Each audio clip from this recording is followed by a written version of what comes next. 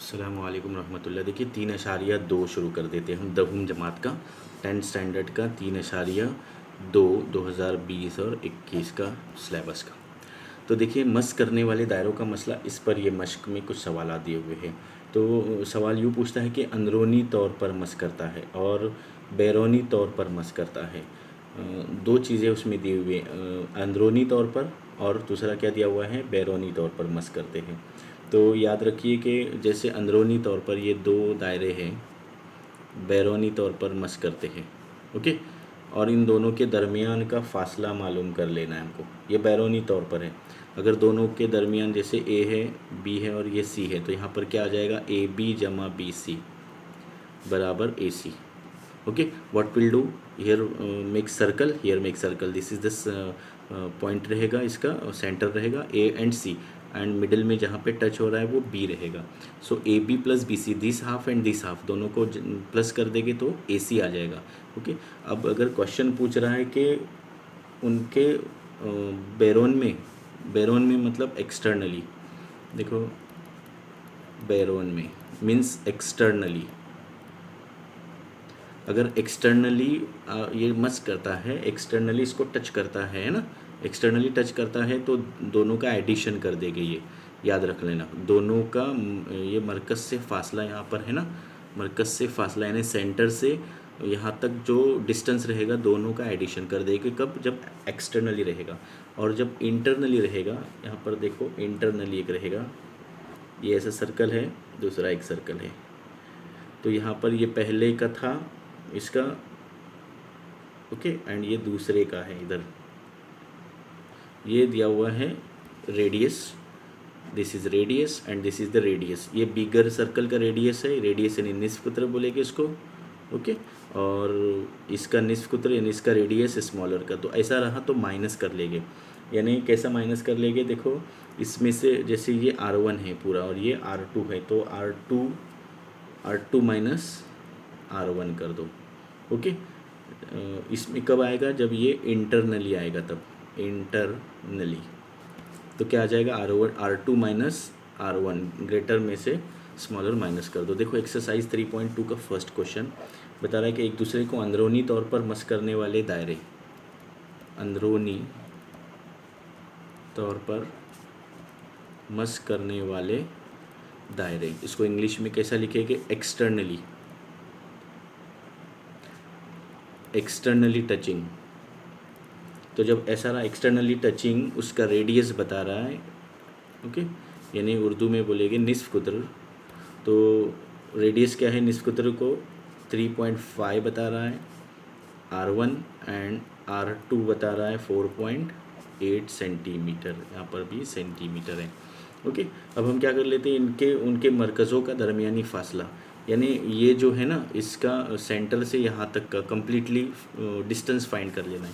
तो हम क्या कर लेते हैं, दिस प्लस दिस करते हैं। पहले लिख दो यहाँ पर कि अंदरूनी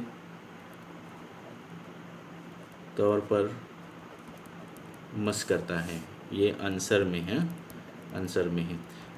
इंग्लिश में क्या लिखेंगे आप यहाँ पर कि एक्सटर्नली टचिंग, एक्सटर्नली टचिंग, ऐसे स्टार्ट कर लेना आपको आंसर। तो क्या कर लेंगे, देखो R1 प्लस R2 कर दो। R1 इज़ व्हाट गिवन 3.5 और ये 4.8, दोनों का जमा कर दो। तो अगर सॉरी ये अंदरूनी तौर पर बता रहा है, अंदरूनी तौर पर हमने क्या बताया था, इंटरनली है ये, सॉरी ये इंटरनली है। इंटरनली रहता है तो माइनस कर देते हम, है ना, यहाँ पर अभी बता दिया ना हमने, इंटरनली रहता है तो ये माइनस कर देते हैं। देखो R2 माइनस R1 तो क्या आ जाएगा, 4.8 माइनस 3.5 क्या आ जाएगा, इसमें 1.3 आ जाएगा centimetre, okay. Right distance between two centres, Urdu में क्या लिखेंगे, मरकज़ों का दरमियानी फासला 1.3 सम है, ओके। चलो देख लेते हैं इसका दूसरा क्वेश्चन क्या है। दूसरा बता रहा है कि बैरूनी तौर पर, बैरूनी तौर पर दो दायरे हैं, यानी एक्सटर्नली बता रहा है। तो एक्सटर्नली रहता है, एक्सटर्नली टचिंग, तो आंसर क्या लिखेंगे हम, देखो यहाँ पर ये लिख दो सेम, बैरूनी तौर पर एक्सटर्नली ये सेम लिख दो, उसके बाद ये प्लस कर देना है हमको, तो R1 plus R2, R1 is what given, यहाँ पर लिख दो पहले, R1 is given 5.5 and R2 is given 4.2। आपको क्वेश्चन देख लेना है टेक्स्ट बुक में से। तो ये R1 कितना है 5.5 प्लस 4.2, दोनों का एडिशन कर दो तो 5 + 2 7, 5 + 4 9, 9.7 आ जाएगा। ओके, तो इसमें हमको एक लाइन बढ़ा देनी है। इसमें क्या एक लाइन बढ़ा देंगे कि बैरूनी तौर पर जब मस करते हैं, लिख दो उर्दू में, बैरूनी तौर पर मस करने वाले दायरे का मरकज़, दायरे के मरकज़ों का फासला उनके निस्फ़ कुत्र के मजमूए के बराबर होता है। इंग्लिश मीडियम वाले क्या लिखेंगे, when the two circles touching internally distance between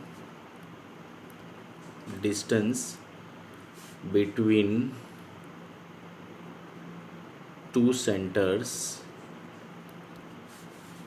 should be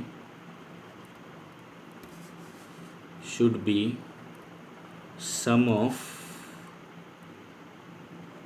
radius। Okay, तो ये क्वेश्चन नंबर 2 हो।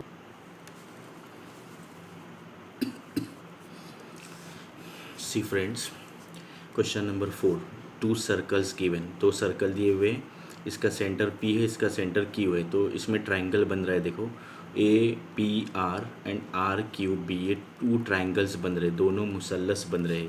ये वीडियो हमने क्वेश्चन बना दिए, दोनों इंग्लिश मीडियम और उर्दू मीडियम के लिए याद रख लेना।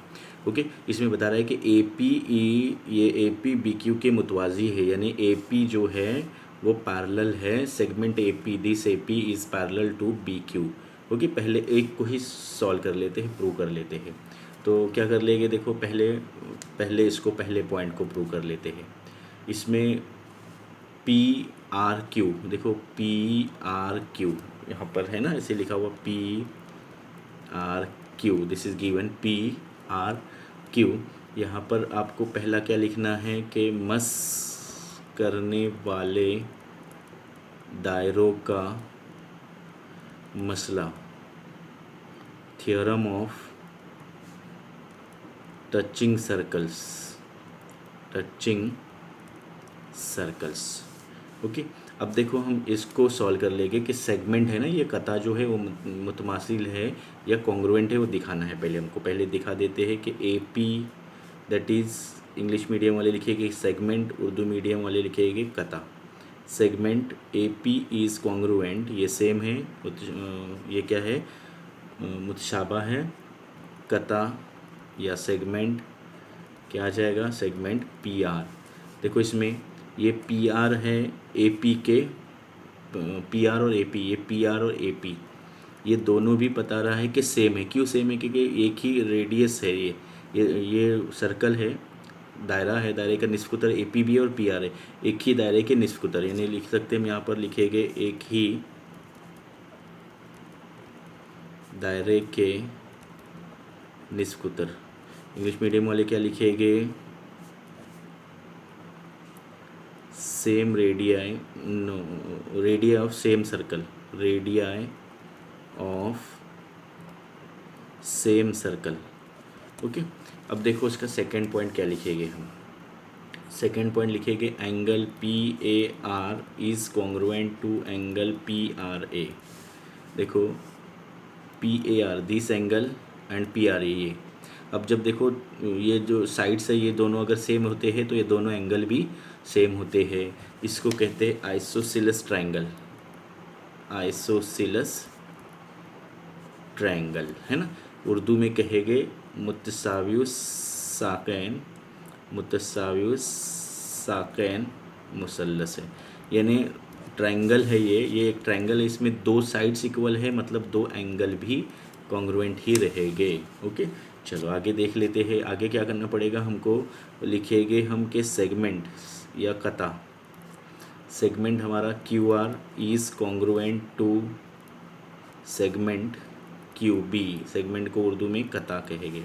ये क्यू आर और क्यू बी, ये देखो ये क्यू आर है और क्यू बी, जैसे इधर दोनों सेम थे तो इस वैसे इधर भी सेम ही है। तो क्या लिखेंगे इधर हम, ये इसका है, याद रख लेना ये इसका है। ओके, इधर क्या लिखेंगे, सेम क्या है, radio of same circle.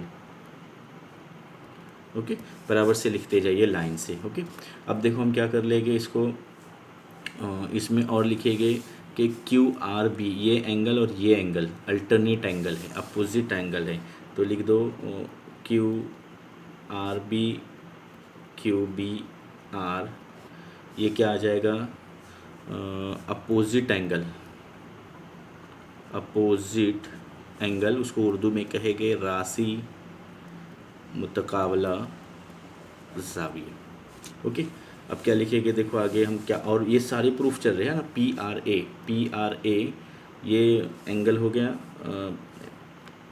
P R A this angle. पहले हमने क्या कर दिए थे, क्यू आर बी ये, और इसमें क्या था, क्यू आर बी और पी आर ए। अब हम लिखेंगे यहाँ पे पी आर ए, यानी हमने जो एंगल लिखे थे यहाँ पर, जो एंगल ऊपर कौन सा आया था, ये देखो पी ए आर ए है ना, आइसोसेलेस ट्रायंगल।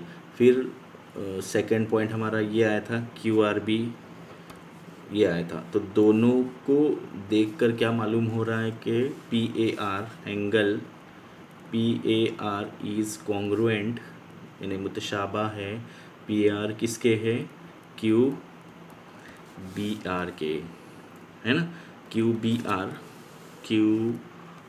आर। इससे पहले हमने लिखे थे यहाँ पर क्या है था, वो क्यू आर बी, और देखो कुछ रह गया था, पी ए आर एक है और पी आर ए। उसके बाद सेकंड पॉइंट हमारा था क्यू आर बी और क्यू बी आर था।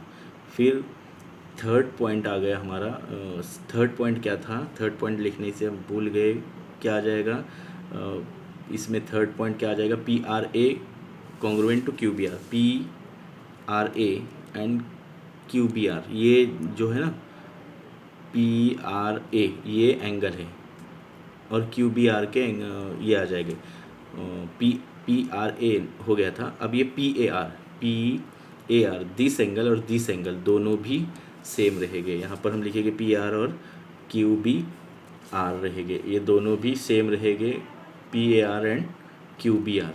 सो क्या आ जाएगा, देखो P A B congruent to Q B A, ये भी एंगल आ जाएगा पी ए बी ये पूरा, क्योंकि ये पी आर ए हो गया। देखो पी ए आर और पी ए बी सेम आ जाएगा, ये है ना, देखो यहाँ से ऐसा जा रहा है और ऐसे ही जा रहा है, सेम एंगल है लेकिन नाम दो है, उसके नेम दो है। सो क्यू बी आर। ओके, अब देख लेते हैं, ये फर्स्ट क्वेश्चन का हो गया, P A B congruent to Q B A. Okay, now first question ये हो गया, जो segment B Q is parallel to the segment A P यानी मुतवाजी है, ये हो गया फर्स्ट क्वेश्चन। इसका सेकंड भी बिल्कुल छोटा सा आंसर दिया हुआ है, देखो छोटा सा आंसर करना है उसका। तो सेकंड आंसर पूछ रहा है कि prove that A P R is congruent to R Q B. सब इसी में से ऊपर से आंसर हमको ले लेने हैं और लिख देने हैं। इसमें पहले देखो ये ले लेंगे हम पी ए आर, ओके यहीं पर लिख लेते हैं, थर्ड आंसर इधर हो जाएगा, इधर सेकंड आंसर कर देते हैं हमारा कि angle P A R congruent to angle, क्या आ जाएगा, angle P A R is congruent to angle Q R B. देख लेते हैं कौन सा है वो, देखो P A R and Q R B, P A R ये, क्योंकि ये दोनों सेम है ना, तो ये एंगल भी आपका सेम हो जाएगा, है ना, ये एंगल भी सेम हो जाएगा। फिर P R A Q B R, P R A ये और क्यू बी आर, ये भी एंगल, क्योंकि ये दोनों एंगल दोनों साइड बराबर है तो दोनों एंगल बराबर आ गए, दोनों एंगल बराबर है तो दोनों साइड भी बराबर आ जाएंगे। ओके, सो इक्वल आ जाएंगे। तो पी ए आर हो गया, then right P R A congruent to Q B are,